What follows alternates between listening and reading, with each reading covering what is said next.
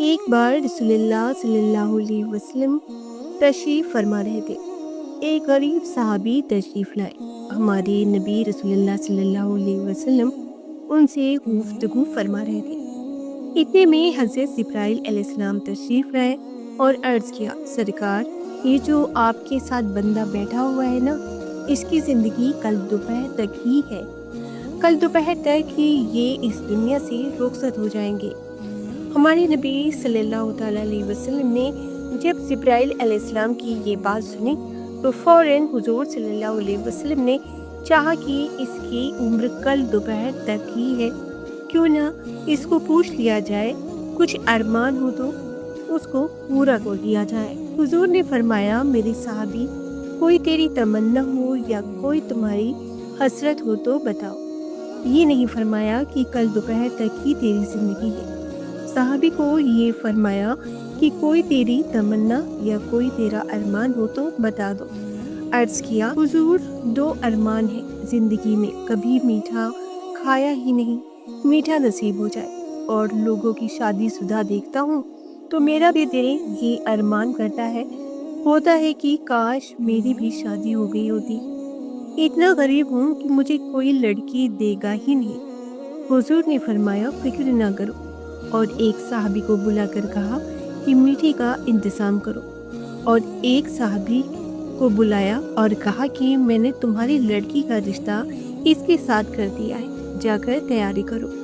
ہمارے نبی حضور صلی اللہ علیہ وسلم نے سب انتظام کر دیا، سب کچھ ہو گیا۔ آپ نے گھر کا انتظام بھی کر دیا، اور دوسرے دن ہمارے نبی حضور صلی اللہ علیہ وسلم نے اپنے ایک صحابی سے فرمایا کہ جا کر اس گھر کے پاس دیکھو، کہیں رونے کی آواز تو نہیں آ رہی۔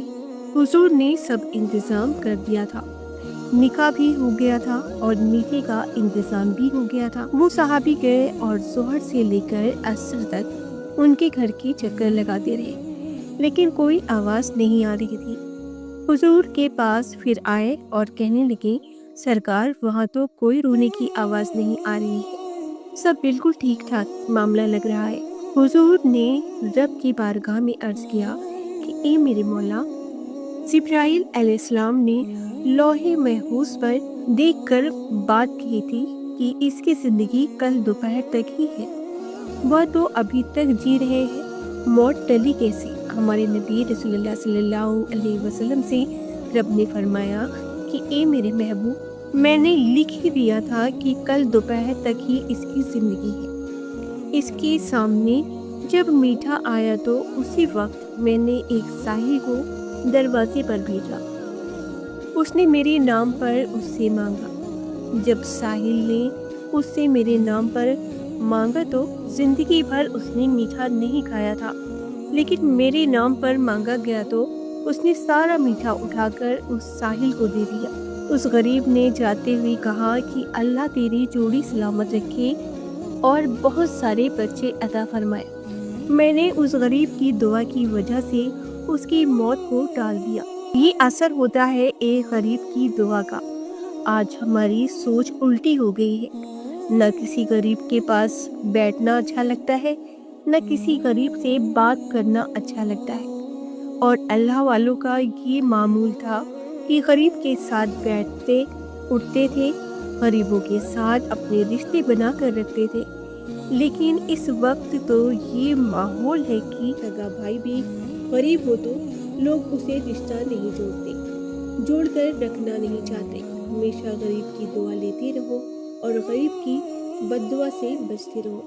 اللہ تعالیٰ سے دعا ہے کہ اللہ ہمیں صدقہ کرنے کی توفیق عطا فرمائے، آمین۔ پیارے دوستوں، ویڈیو تھوڑی بھی پسند آئی ہو تو ویڈیو کو لائک اور سبسکرائب ضرور کریں۔